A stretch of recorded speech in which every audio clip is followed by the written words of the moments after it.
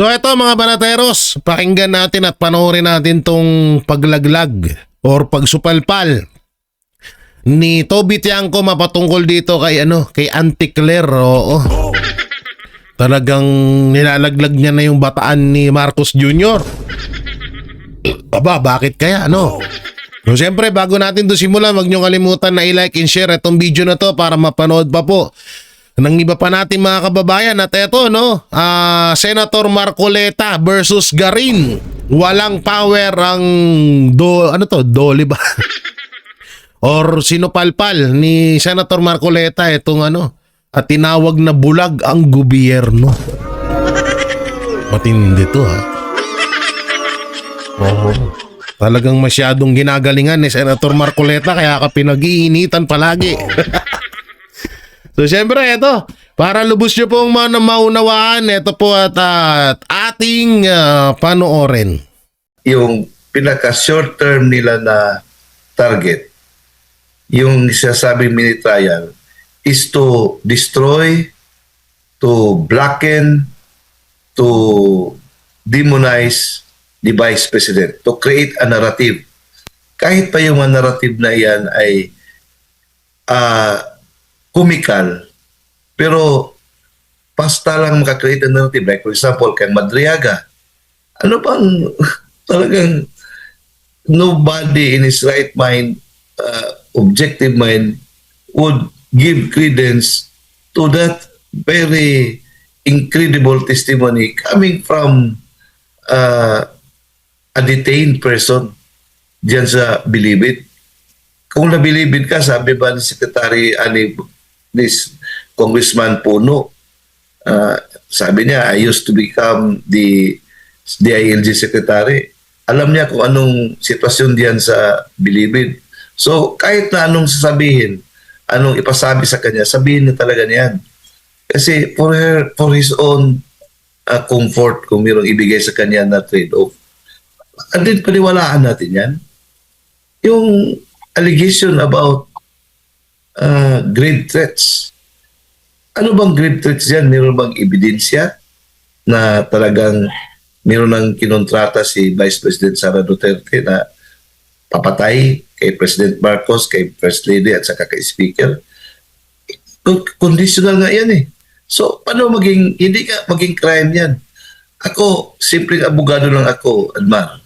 But if that case will be filed, talagang madismiss yan kasi walang katawa yan Katawa-tawa talaga yan. Hindi yan naabot sa yung prima facie case na yung by certainty of conviction. Yan na ang pamantayan ngayon sa even in the preliminary investigation stage. Kung objective lang ang prosecutor, talagang diyan pala ng level, dismiss na yan. Dito po sa nakalipas, kabilang po kayo sa mga petitioner, laban po sa impeachment, laban kay Vice President Sara Duterte, no? At nakakuha po kayo ng paborableng desisyon. Now ngayon, meron na naman pong impeachment proceeding na nagaganap dyan po sa Kamara. Sa mga available po ng mga information, sa mga pagdinig po nila na ginagawa, meron pang mga nabanggit na magkaroon ng mini trial, tapos meron pang mga pahayag na kailangan pang based daw sa kanilang rules, kailangan na mismong ang respondent ang maglalabas po ng ebidensya na siya ay inosente dun sa mga akusasyon laban sa kanya. Nakikita niyo po ba na tumutugma or merong paglabag doon sa desisyon na paborable po sa inyo ng mga petitioner dati, dito po sa ginagawa ngayon ng Kamara? Yes, Anmar, thank you for that question. Talagang, when I read the decision of the case Torion versus House of Representatives at saka yung Duterte versus House of Representatives, malinaw talaga na ang sabi ng Supreme Court ay hindi talaga entirely political process ang impeachment. It must be governed by the strict adherence to our constitutional processes. So, talagang as of now, makita mo talaga ang violation ng constitutional rights ng respondent. Number one, yung violation ng Equal Protection Clause. No one shall be denied the equal protection of the law. Now, what is the sauce for the ghost is the sauce for the gander. Ngayon, sa case ni President Marcos, it was dismissed lacking in form and in substance kasi walang ultimate facts. So, walang ebidensya. Yan ang kanilang yardstick. But in the case of Vice President Sara Duterte, walang ultimate facts, lahat ng allegations lang, walang ebidensya, and yet they found sufficiency in substance. Diyan pa lang, meron ng violation. Pangalawa, nakita ko, diyan sa nawala na yung presumption of innocence. One who accuses has the burden to prove of his accusation. Normal yan eh. Yung onus probandi, nandoon yan sa nag-akusa.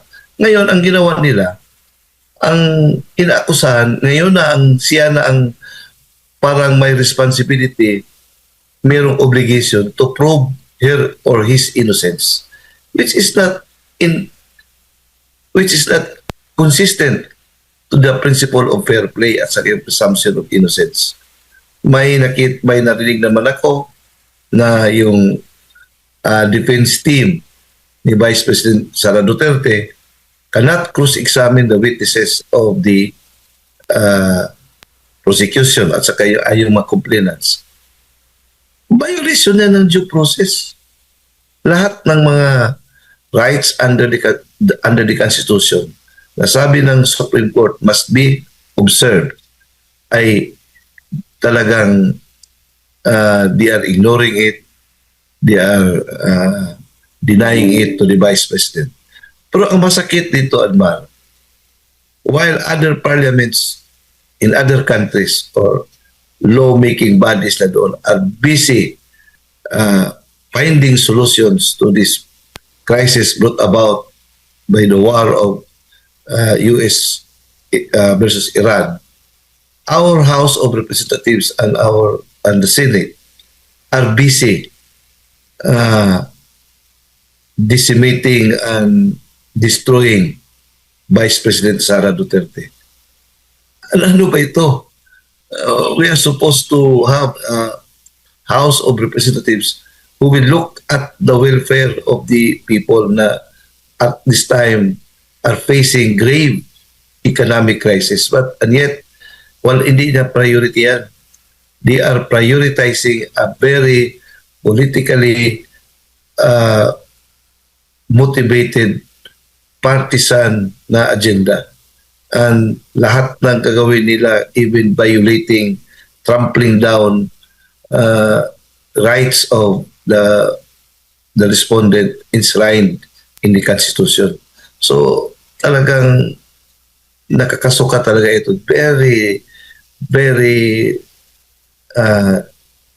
hindi man lang disappointing but talagang condemning to the highest degree. Admar. Opo. And mayroong mga paunang, lalo na yung udang liderato po ng Kamara, nababanggit at pinapangalandakan nila na yung mga representative doon, kumbaga automatic na nagiging tinig or boses ng taong bayan. So kapag mayroon daw inihain dyan, automatic daw na sila nagre-represent sa taong bayan po, attorney. Paano naman po ma-differentiate sa tingin nyo po kung sila ba ay sumusunod sa tinig, sa kanila mag-uumpisa no, yung impeachment sa pagpapanagot po sa mga tiwaling opisyal. Pero paano naman po malalaman kung ang ito pong ginagawa nila ay boses or sila talaga ay nagre-represent sa kanilang mga constituents at hindi sa personal na interest po, attorney? Malinaw yan, Admar. Malinaw yan sa sikat ng araw. They are not basing their stance from the pulse or yung sentiments ng kanilang mga constituents. Ang kanilang motivation ay personal interest at saka yung personal preservation kasi alam nila na they have committed sins. They have committed betrayal to the Filipino people, to their constituents, kasi karamihan sa kanila ay they enjoyed the loot na nangyari sa ating kabanang bayan. They are the recipients. Alam naman talaga yan, balitang-balita yan eh. Karamihan sa kanila ay recipients of the malita. So they are afraid na the moment Sara becomes president, they will be talagang held accountable. So at this time, it's no longer about the voice of the people, it's all about their survival as not only as a leader, but survival sa kanilang kaso na harapin the moment Sara Duterte becomes president. Opo. Kasi they committed sins against the Filipino people. Kaugnay po nito, attorney, na pag-uusapan natin, nakikita nyo po ba na hindi talaga lubusang uusad po or nakikita nila na pahirapan ang pag-usad nitong impeachment? Kaya ang gagawin na lang nila, lulubos-lubos na nila yung panahon, nababanggit nga nila na meron daw silang mini trial, no? Nagagawin dyan po sa Kamara is para either maisulong yung kanilang sariling interes, hindi talaga for accountability kasi nabanggit nyo nga parang hindi patas yung treatment sa mga impeachment laban kay Marcos Jr. at dito po kay VP Sara. Doon na lang nila ibubuhos for the purpose na magkaroon ng masira ang pangalan ng pangalawang Pangulo po, attorney? Actually, Almar, ang kanilang pinaka-ultimate objective na ma-convict si BP Sara doon sa Senate, which at this time is an uphill climb. But yung pinaka-short term nila na target, yung sinasabing mini trial, is to destroy, to blacken, to demonize the Vice President, to create a narrative. Kahit pa yung narrative na yan ay comical, pero basta lang makakreate ng narrative. Like for example, kay Madriaga, ano bang talagang nobody in his right mind, objective mind, would give credence to that very incredible testimony coming from a detained person diyan sa Bilibid. Kung nabilibid ka, sabi ba ni Secretary ni Congressman Puno, sabi niya, I used to become the DILG Secretary. Alam niya kung anong sitwasyon diyan sa Bilibid. So kahit na anong sasabihin, anong ipasabi sa kanya, sabihin niya talaga niyan.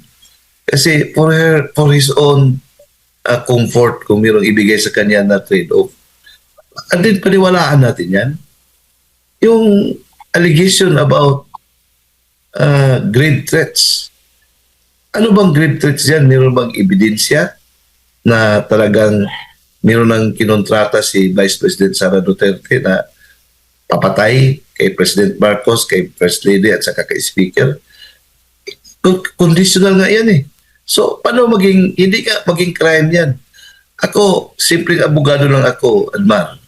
But if that case will be filed, talagang madismiss yan kasi walang katawa yan eh. Katawa-tawa talaga yan.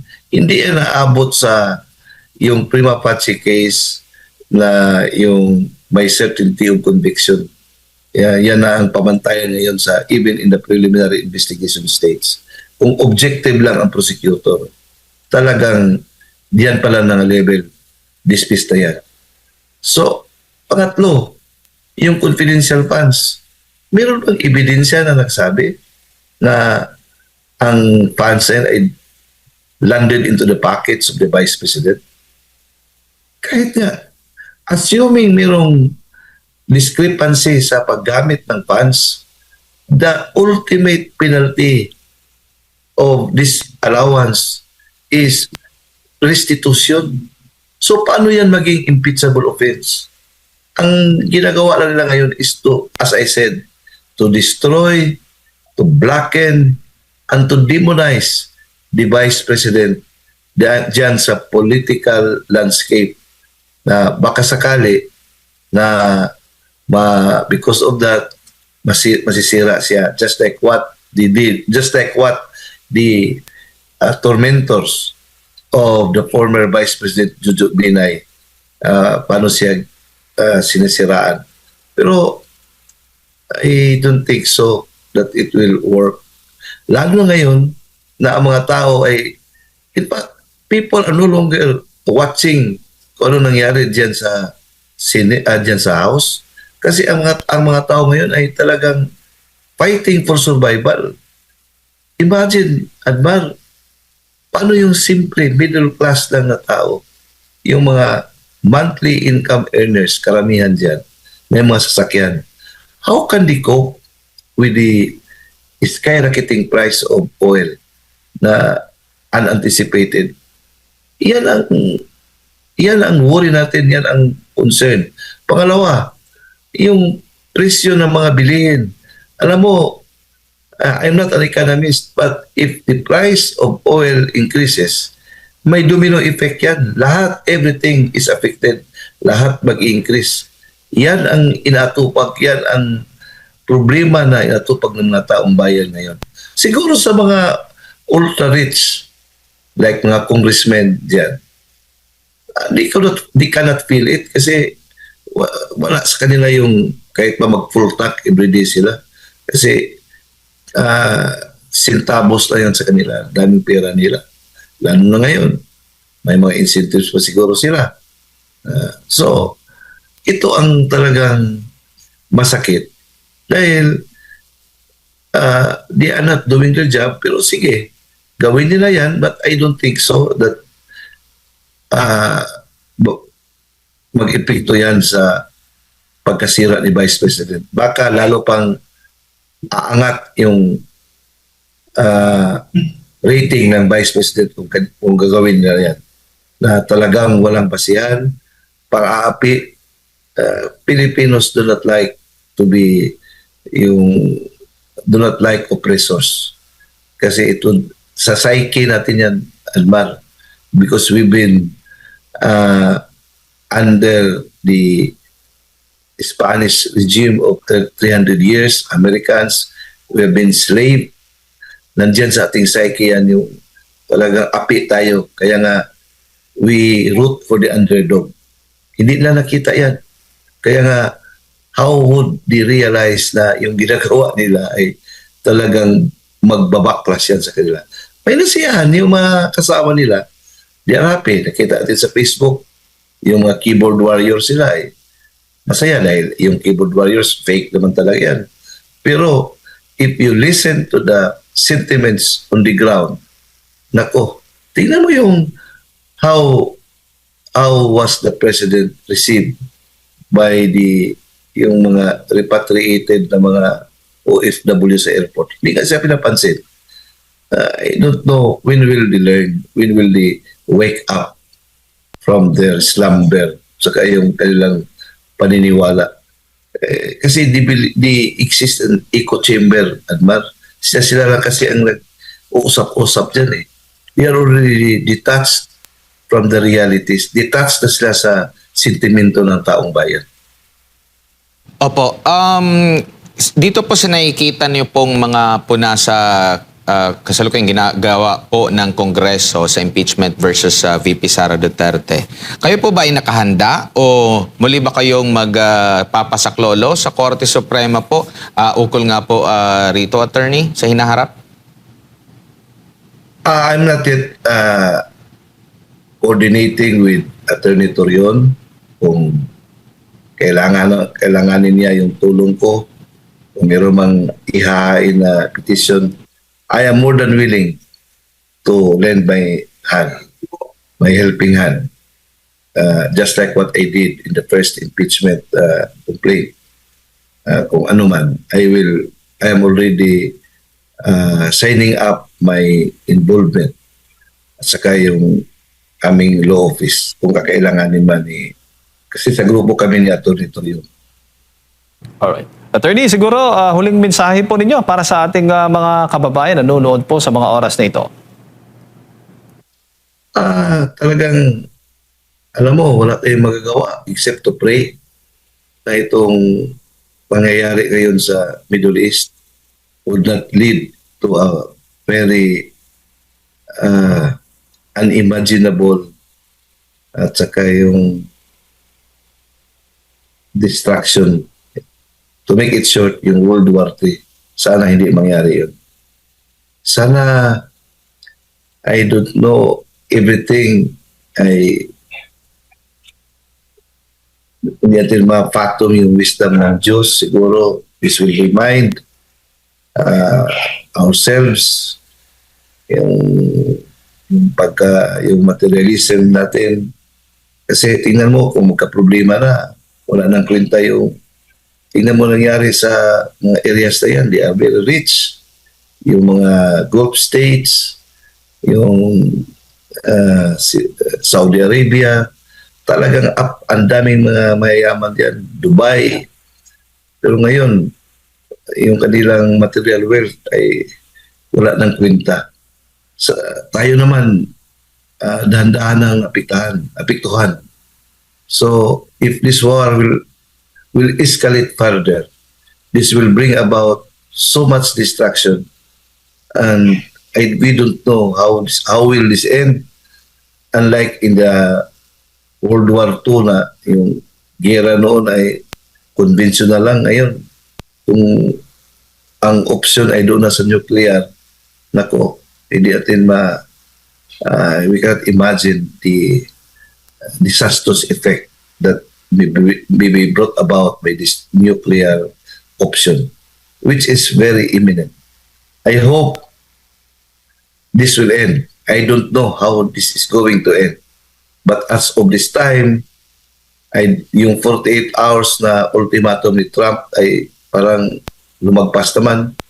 The Strait of Hormuz is still being closed, and only those friendly countries to Iran, yung mga ships that are the ones being allowed. That is what is being fed to us by the news. We don't know exactly kayo. I don't know. Minsan, kung di natin alalaman kung ano ba talaga totoo ngayon. Everything is being done through propaganda. So, the world is at the brink of a very disastrous situation. Disaster na hindi pa natin na-experiencehan in World War I and World War II. God forbid, sana hindi mangyari yan kasi if World War III comes, nobody is a winner. All of us are losers. Let us pray, Advan. At saka yung bansa natin sana matapos itong politika. Dapat itong mga leaders natin will come to their senses na there is far greater concern na dapat tutukan nila itong welfare ng ating bansa. Dapat isantabi muna ang politika. Pero ngayon, the opposite happens. Ito ang lalo nagpalala sa problema natin sa ating bansa. Our leaders are not focusing on the solutions that of the problems that is brought about by the Middle East crisis, but instead they are focusing on destroying, maligning, and demonizing Vice President Sara Duterte to the detriment of the Filipino people that they have sworn to serve and protect. Kinabahan doon sa sinabi niya. Parang sinasabi niya, maglabas ako ng ebidensya doon sa mga congressman. Eh di ba doon nga sa sona ng presidente, sinabi ng presidente, mahiya naman kayo. So, di ba, ibig sabihin, meron silang alam na anomalya. Ngayon parang sinasabi ni Yuse Claire, ang ibig ba niya sabihin, wala silang mahanap na ebidensya doon sa mga sinabihan nila ng mahiya naman kayo? Eh mas nakakakaba naman yata yon. Based on her statement, mukhang yun ang lumalabas, no? Pangalawa, doon sa nakarang administrasyon, imbestigahan, wala naman akong problema sa accountability, di ba? Sinasabi ko nga, everyone has to be accountable but based on the same standards, di ba? Yun lang naman sinasabi ko eh. Alin mismo dun yung sinasabi kong fake news because yung sinasabi kong tingin ko, papanagutin niya lahat, that is an opinion, di ba? So, kung hindi siya pabor sa opinion na yon, hindi naman ibig sabihin fake yon, di ba? So sabi ko nga, let us just agree to disagree kasi mas importante sa akin dalawang bagay, no? Finailan ko na ng resolution to. Number one, mas importante sa akin, nag-file ako ng resolution na, hanapin ko lang yung resolution ha, para mabasa ko ng buti. Okay. Dalawang resolution ang final ko, di ba? Okay, doon sa sinasabi niya kumakampi ako kay VP Sara, hindi ako kumakampi. In fact, nag-file ako ng resolution 894 at sinasabi ko na bilisan na yung pagresolba dito sa impeachment case ni VP Sara na ituloy-tuloy yung hearing during the break, which is the same doon sa gusto ni Speaker, ni Majority Leader at ni Minority Leader na ituloy-tuloy. Ang akin naman lang, bilisan na yung pagresolba. Total, sabi naman 'di ba ng Committee on Justice, sapat na yung ebidensya. Marami silang ebidensya. So kung marami na silang ebidensya na hawak at sapat na yung ebidensya nila para ma-impeach, bakit pa pagtatagalin, di ba? Maglabas na sila ng committee report at pagbotohan na namin pagbalik as soon as we get back to Congress. Kaya ako naman gusto gawin yan is because may crisis tayong kinakaharap sa taas ng presyo ng langis. That's why I filed House Bill 8715, yung Fuel Crisis Relief Act of 2026, di ba? So, yan. So, yan ang mas importante sa akin. Nagulat lang ako, hindi ko alam kung tama yung pagka-quote. May nag-reporter na nagsabi sa akin, nasabi daw ni Yuse Claire, wala pa tayo sa crisis. Parang hindi ko naman yan talaga. Hindi ko matanggap yun na wala pa tayo sa crisis. Ang taas na tinaas ng presyo ng langis, di ba? Pag nagpapakarga ka nga ng diesel, pataas ng pataas eh. So paano namang wala tayo sa crisis? Dapat lahat ng opisyal nagtatrabaho para mapanagot yung corrupt. So kung kailangan mapanagot ni VP Sara yung corrupt, syempre naman, di ba? Dapat naman lahat mapanagot yung corruption na nalalaman mo. Dapat isiwalat mo yan para mapanagot kung sino ang dapat mapanagot. Di ba? So wala akong problema dun sa statement na yun.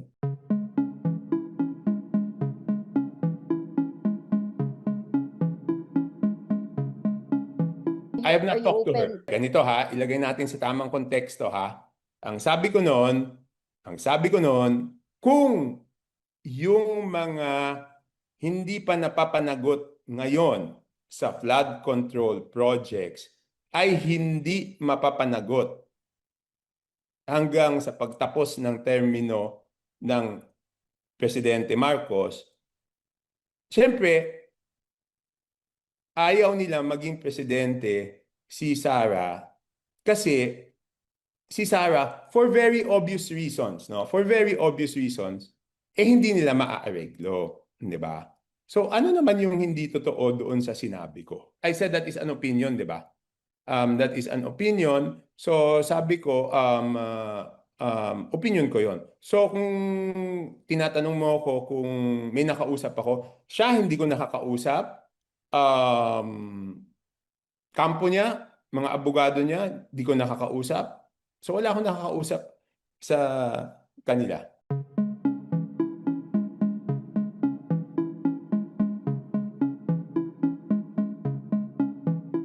Yes. Okay, ang context ulit noon, sabi ko, may mga nag-i-impeach na out of principles, di ba? Akbayan, Makabayan, grupo ni Kiko D. Yan, wala naman silang mga flood control issues, no? Pero sa likod noon, may mga nagtatago talaga na gusto lang nila maiwasan yung accountability, di ba? Okay. Tingnan natin yung sinabi ni Presidente BBM na mahiya naman kayo, di ba? Agree naman lahat na ang sinasabihan nun, yung mga nahandoon sa sa loob ng SONA nung panahon na yon, di ba? So ibig sabihin, meron talagang dapat din um, makasuhan na mga kasamahan namin. Di ba sila mga rin na nagsabi, hindi naman ako yung nagsabi na may big fish na makukulong, di ba? Na ang unang binigay na deadline yata noon was December 15. So, alam rin nila na dapat may managot doon sa mga kasamahan namin. Alam nga naman na umamin sila, di ba? Why will they admit? I think the more important thing is wag natin ilihis kailan ba talaga may makukulong na big fish. Yun ang tanong diyan di ba? Bakit walang nakukulong na big fish? At syempre, Rosalie, yung big fish na yon, lagay natin ha, yung mga big fish na yon, gusto ba nila maging presidente si Sara o hindi? That is very simple, di ba? Kung sa ngayon, hindi pa sila napapanagot, at sa tingin nila, hindi sila mapapanagot hanggang matapos yung termino, no? At ma-escape nila yung accountability, gusto ba nila na maupo si VP Sara o hindi? No? So, I just hope, okay, ganito na lang. I just hope, pagkatapos ko sagutin tong issue na to, anyway, may impeachment naman, pabayaan na natin yung impeachment na gawin yung trabaho nila at pagbotohan natin. Kasi ako, mas gusto ko na tugunan yung mga problemang hinaharap natin dahil sa oil crisis. Parang ganun yung sabi nila eh. I don't know the exact word that they said, pero it seems may mga hawak silang ebidensya. 'Di ba? Parang ganun ang intindi ko eh. I mean, correct me if I'm wrong, no? So, ang sinasabi ko lang, kung may mga hawak na silang ebidensya at malalakas yung ebidensya, ilabas na para mapabilis na to. I mean, even before the crisis, di ba sinasabi ko na any impeachment proceedings, any, kaya ganun din yung, including yung kay BBM, any impeachment proceedings, nawawala yung kumpiyansa ng mga namumuhunan, di ba? So, ang akin lang, wag natin patagalin to, bilisan na lang natin. Yun lang ang akin.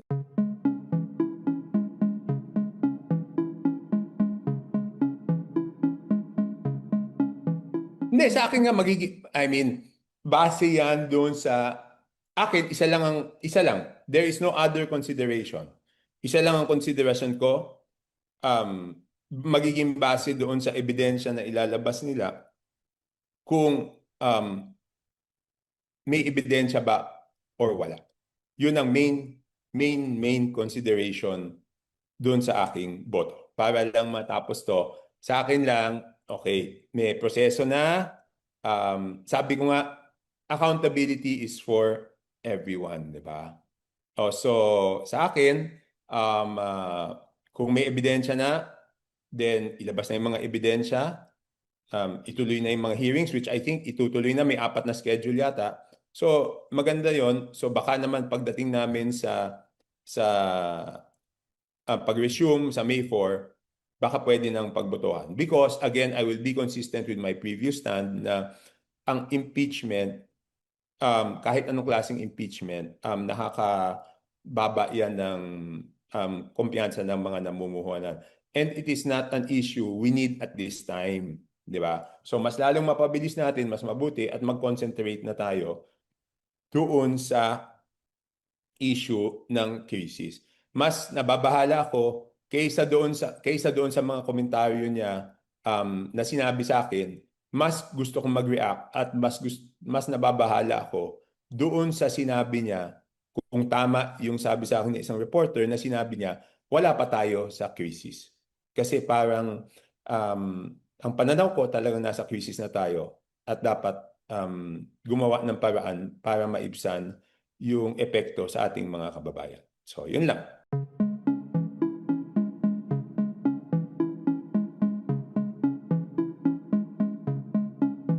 Sa akin, ang panawagan ko is kung ano pa yung mga, because doon sa bill na final ko, okay, doon sa bill na final ko, kasama doon sa Fuel Crisis Act of 2026, binibigyan ng kapangyarihan yung gobyerno na siguraduhin na reasonable at justified yung mga increases, no? So, ibig sabihin, pwede nilang kontrolin yung presyo pag hindi na reasonable at hindi justified. Anong presyo? Presyo ng fuel products, presyo ng pagkain, presyo ng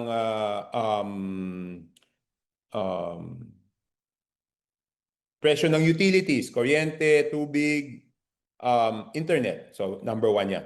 Number 2, di ba nagkakaroon ng pagtatalo ngayon tungkol doon sa fare increase, di ba? So dito, may kapangyarihan yung gobyerno, both national and local government, na makipag-partner o sila na lang ang umupa ng mga jeep, tricycle, TNVS, para gobyerno na ang sasalo doon sa dagdag na gastos at hindi na i-charge sa mga sasakay dahil libre sakay na to. So yun yung ibang mga panukala ko, no? At madami pang ibang panukala dito para maibsan yung epekto doon sa ating mga kababayan, no? So, yan, kung merong mga bagay na ganon, sana tumawag sila ng special session para matugunan. Pero ang problema, if Yusek Claire says wala pa tayo sa crisis, parang ang hirap naman ng sitwasyon natin.